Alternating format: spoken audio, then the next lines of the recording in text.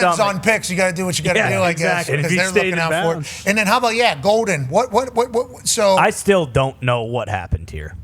I've been trying to not think about it. Just run down the field. D-Butch, what? Let's see. I mean, you think momentum or just not, but I think it's more just not really being aware. I think he thought he was like 2 yards closer to the sideline than he actually was. He even could have stopped and just got on a straight path again and then ran. Right here, still would have scored a touchdown. Like those two little short steps, that makes me think he was trying to make sure he got his feet, in bounds. Oh, yeah. So he didn't know he was 1, 2, 3, 4, 5. He thought he was out there. 3, 4, 5. He thought he was already out.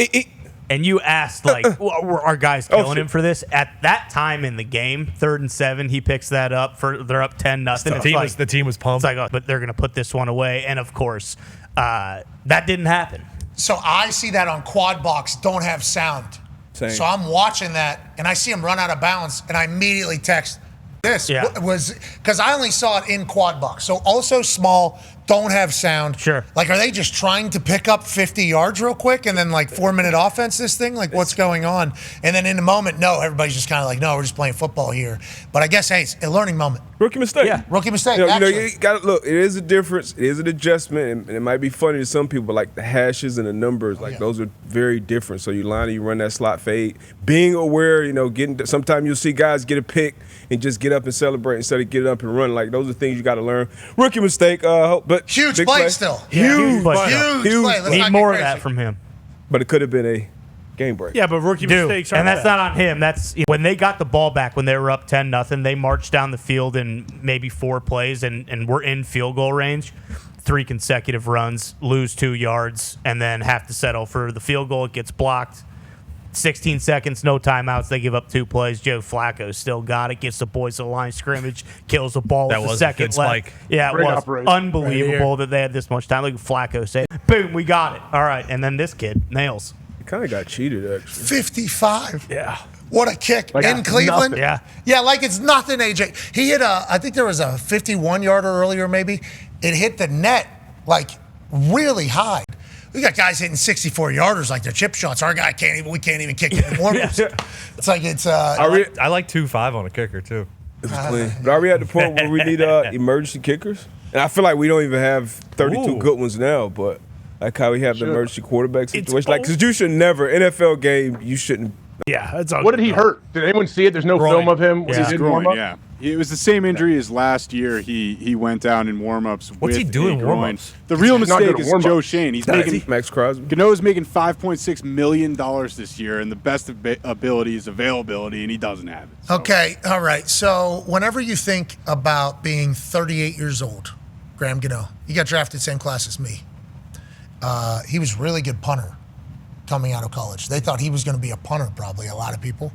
And he became a kicker. A lot of people thought I was going to be a kicker, became a punter. So I've always been a massive fan of Graham Gano. Known him a long time. You have to be very explosive. Like, that takes a lot of explosion to get the ball up very quick. You have to have a very strong leg. Has to be very explosive. That's why some of the little guys, you wonder if they're going to be able to do it or maintain it, because the amount of torque that they have to put on to be able to do that kind of hurts their entire body. So the fact that Graham Gano can still do what he does, I'm very impressed by. But like Thomas Morstead, too, who's probably the same age as me, I'm like, I know how I feel. Shane did it till he was 40 or whatever. Because you're using, it is a very violent motion to do all these things. But good on you. Good luck, Graham. Get healthy. But boy, Giants fans and those who picked you, we're not excited to hear that we were not able to kick a first ball. First drive, it's crucial. That was hilarious. Right after, it's like, yeah, he's not going to be able to kick and then boom, extra point gets blocked instantly after that first touchdown. It's just like, oh man, I know what Bruce is going through. Hey, good luck against the Chiefs. Yeah, good luck. Good luck against the Kansas City Chiefs. You won't need a kicker. No big deal. Speaking of kicking, there's been some good kickoff guys that have started to weaponize the landing zone. Here's old buddy from L.A., I do believe, hitting this knuckleball, Cardi, who, great kicker. That's his squib right there. A little bit of a knuckle, a little bit of a twist. Some kickers that are scared to hit, because you're hitting really fat on that ball, which is the exact opposite. What are you doing? What are you doing to kick a knuckleball? You're going right through the middle of that fucking thing. Bang, going right through it. So the entire thing just kind of implodes, and then you want it to come off like a knuckleball wants to come out of a hand.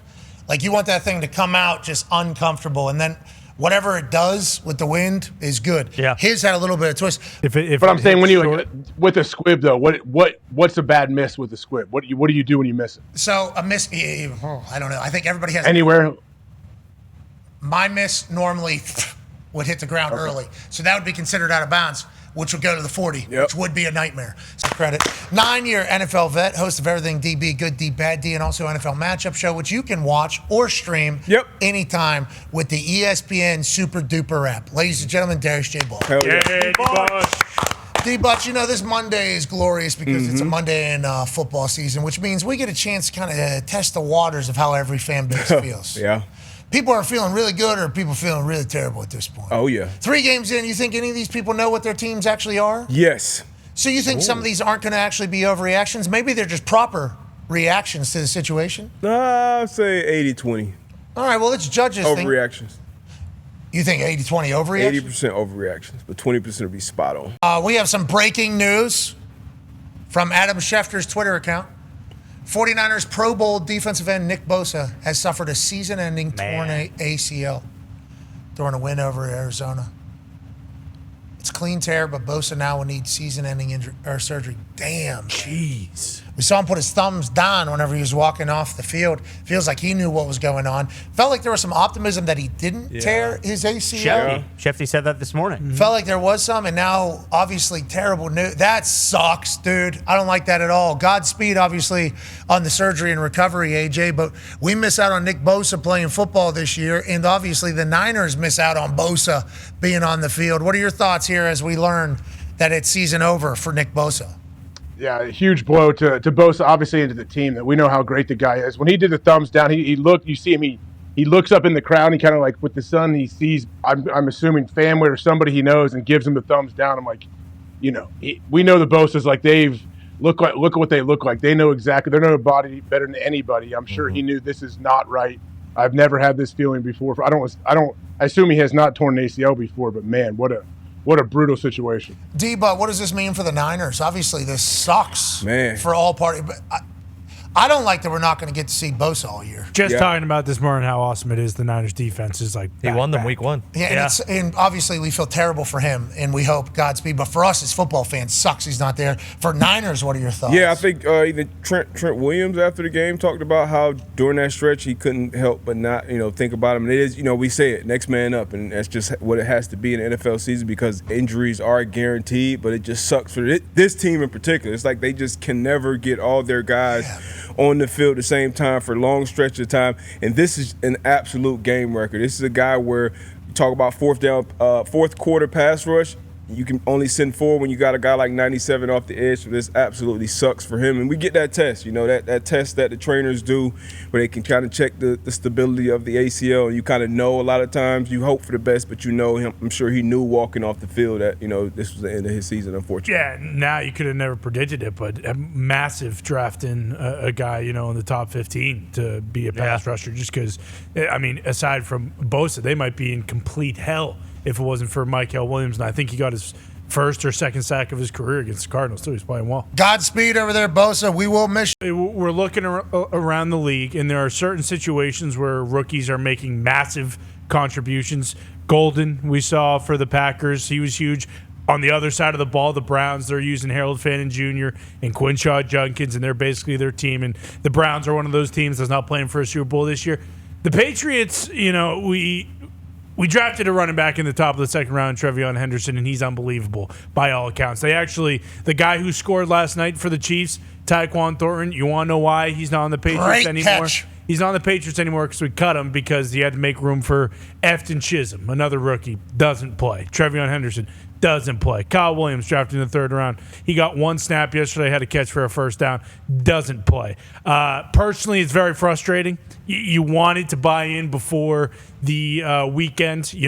Patriots beat the Steelers, then they got Panthers, Saints. We're staring down 5-1 start here. And just across the board, that doesn't count because Drake May got his head spiked off the ground right before it. Agreed. And he didn't know where he was. And that was about to be a fumble probably on the goal line right there as well. Yes, they gave up 14 points, 2 turnovers in end zone. That's tough. Right there. That's brutal. Yeah, Opening drive from Andre Stevenson fumbles on first down. No, but I'm saying the ones in the end zone. Yeah, the worst. Worst demoralizing situation for whole team. Whole team is like, oh no, that's potentially 14-point swing every single time. You guys leave 14 points on the board basically against the Pittsburgh Steelers, who are going all in this year. So if on a turnover, Only lose by 7? Yes. That's crazy. I think 4 of them were on the Steelers side of the field. After the first quarter, the Patriots outgained the Steelers 396 to 101. Still lost. That drive where Ramondre fumbled on the goal line, that's what changed the game. That was a 96-yard drive.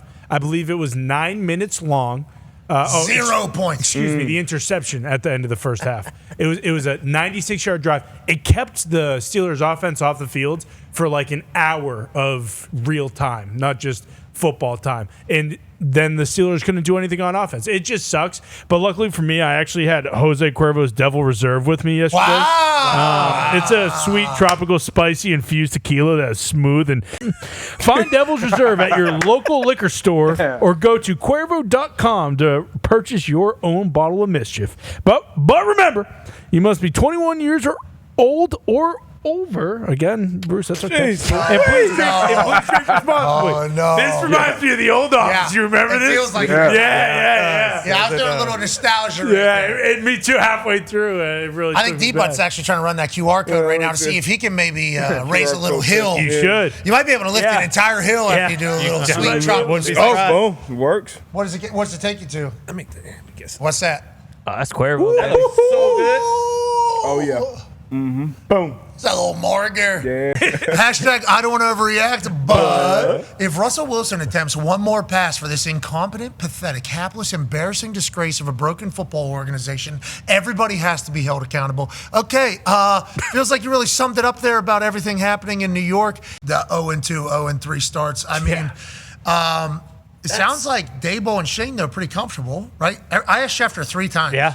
He didn't, yeah. I was like, hey, these guys, aren't they kind of thinking about right now, though, because they're not worried about the future? Because the New York Giants are certainly not in a desirable, and it's like, what is the deal with them right now? I do wonder what the future looks like, because if you're going to get fired, are you going to put the rookie in there?